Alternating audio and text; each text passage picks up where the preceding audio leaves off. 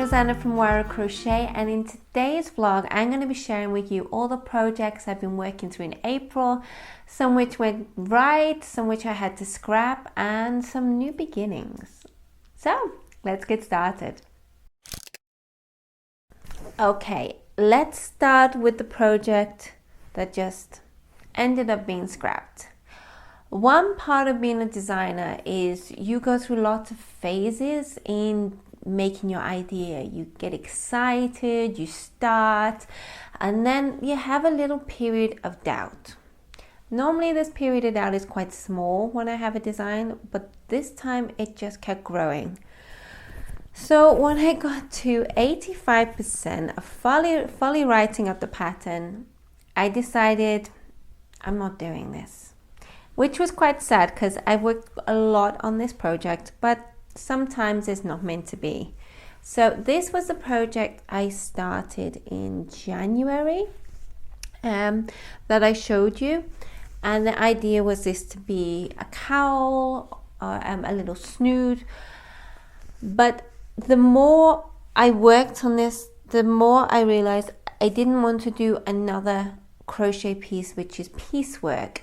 The reason being, when I went through all my stats, my sales are much better on the projects which are worked in one full piece rather than my more complicated projects which are lots and lots of pieces, which are seriously labor intensive.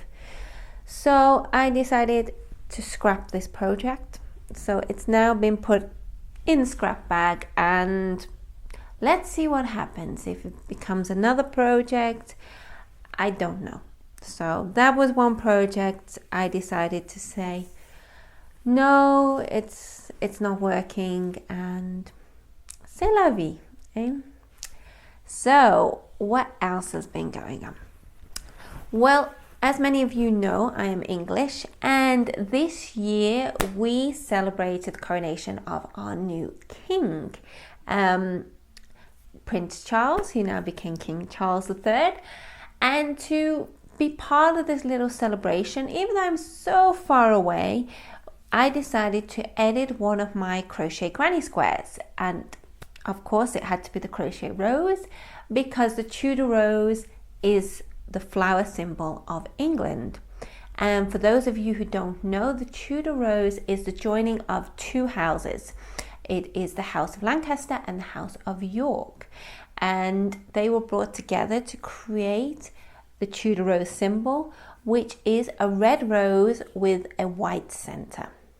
So for this celebration, I did some editing on my crochet rose granny square, and I did a version of this with, here it is, with both red and white. And if you would like this tutorial, it is on my website, and I'll leave a link down below. And there is a full written photo tutorial for this of the original, and the original also has a YouTube video.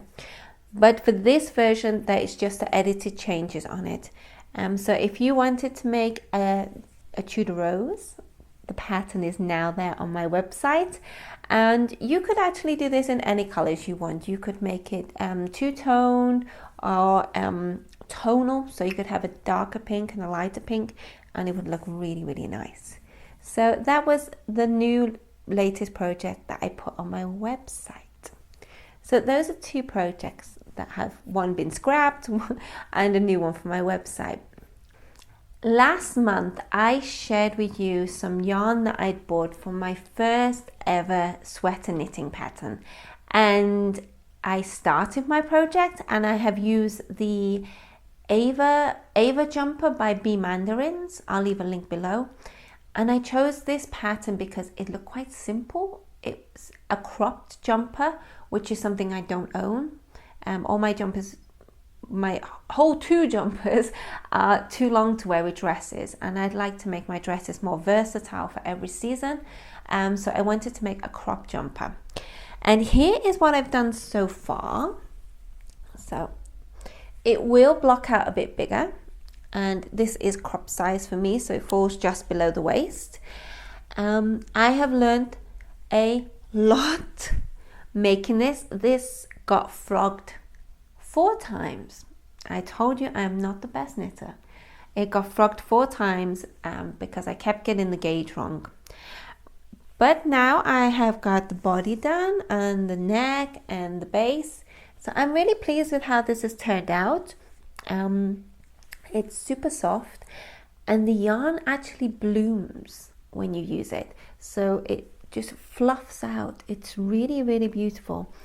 So I have got the arms left to do, which I am sort of struggling with because I think I got the wrong needles. I think you need shorter needles when knitting for arms. If I'm wrong, please send me a message because this is all new to me. I'm just finding it a bit difficult to do the arms bit. But I'm really, really pleased how this project has come out and how it's going. And I can't wait to wear this in the next coming weeks because, as many of you know, I'm here in the southern hemisphere. And although it looks beautiful and really sunny, it is now going cold and it's gorgeous. I'm really loving our new city and our new seasons because where we lived before, it was tropical. So the thought of having a jumper was just crazy.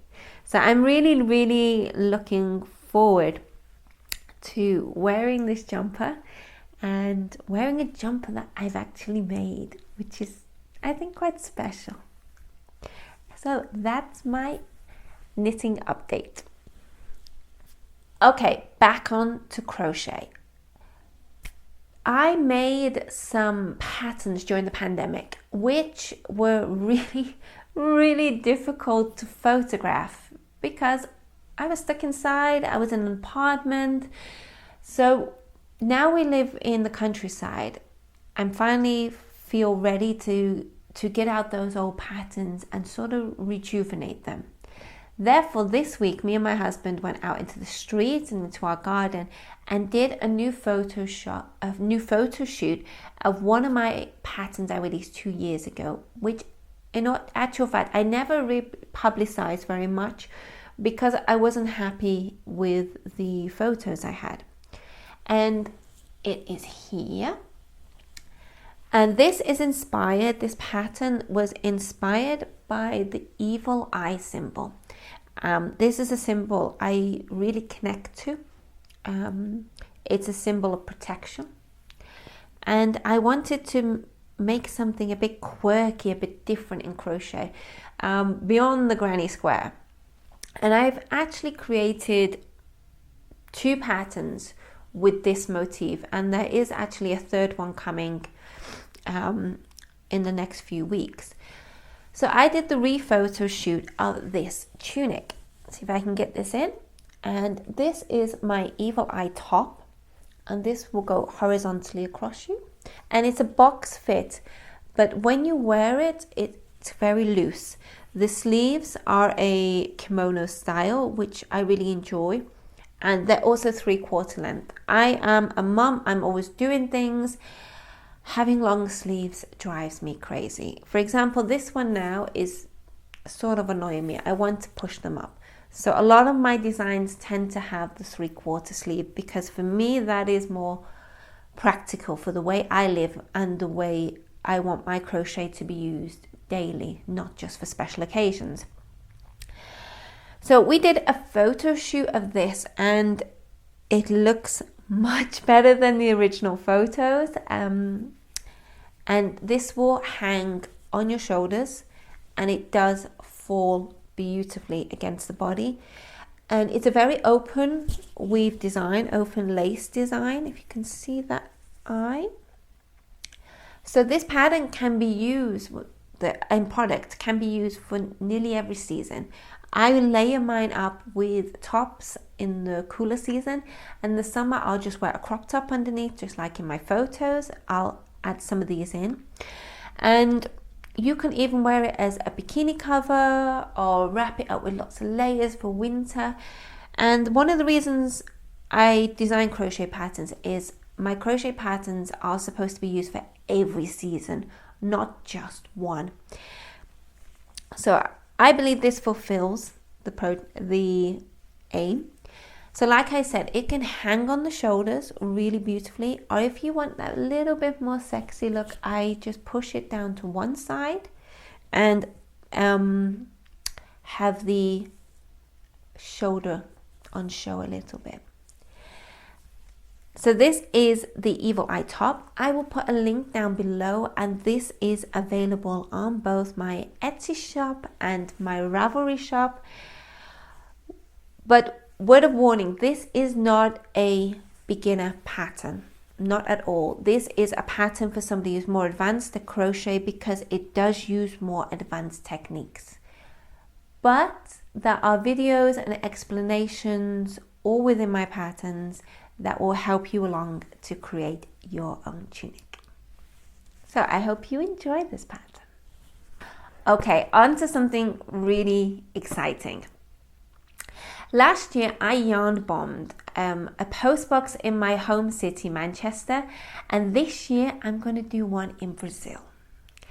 Now this is a local shop to me. It's a garden centre, and I've spoken to the owner and she's very happy for me to yarn bomb there. And it's a garden centre, so flowers. And one thing I'm really good at is flowers. I have loads of flower patterns on my website. So if you enjoy crocheting flowers, click on there. You're going to see a huge collection. But one of the aims of this project is I use all of my old yarn that's been in boxes, in my baskets that I don't use anymore, which I used to use for my older business, which was Bikini to Crochet, where I used to make crochet bikinis on the beach in Santos. So I had a lot of colourful yarn left, which doesn't really mix with all the work I do now. So this was the perfect opportunity. The last few weeks I have been busy in the evenings crocheting lots of flowers, so sunflowers, roses, lots of little flowers with all my yarn. And this is going to be added to one of the railings outside the shop. So as you can imagine, this is slowly growing. I cannot wait to install this. So I think this is going to be installed in the next few weeks. If you have any ideas of flowers which you would like me to add, leave a comment down below and I'll try and get your idea made, and I will put it on the railings and show you. But this is such an exciting thing to do, and my daughter is being part of it as well. And one of the joys of yarn bombing is how many people just smile. And for me, that's worth all the work, all the little stitches, all the sewing in ends, just to see someone smile because they've seen something new, something colourful, something different. And I really enjoy just spreading art. So I'm really looking forward to installing this, and I hope you enjoy seeing it. And I'm already working on another idea for another yarn bomb when I go back to England next time. So watch this space. And if you have yarn bombed somewhere, leave me a message. Show me what you've done. I'd love to see your work. I love to see creativity all around the world. Or if this inspires you to do one, let me know. Show me your work. It would be really nice to share the community. So this is my big secret yarn bomb that's going on. And now on to my final project. I didn't actually realize how busy I've been in April. So last week I decided to scrap that project at the beginning that I showed you and decided I want to make something for summer because I'm missing some bigger patterns in my shop, and I've had some patterns in the back of my head for a while, but I was a bit unsure. But Friday it came to me, the pattern was there in my head, and I had bought some really beautiful yarn. Let me just find it. It's here, from Loops of London last year when I went back to England, and this is Krea Delux organic cotton. And I got 4 hanks of this, and I've been waiting for a project to come to me, and last Friday it did. So I got my hook out, I started, and it was one of those rare occasions that what I see in my head came straight out, which is really, really satisfying, because sometimes you frog and eventually you get there, but this time it all just worked out. So maybe it's meant to be. And so far I have done the whole back panel already. I told you, when I get an idea, I just go. And this is so far the back panel. And I am going to be making, I don't know, it's very long. This is going to be a kimono cardigan. This will be the back panel, and it will fall 3/4 lengths because that's what works for me.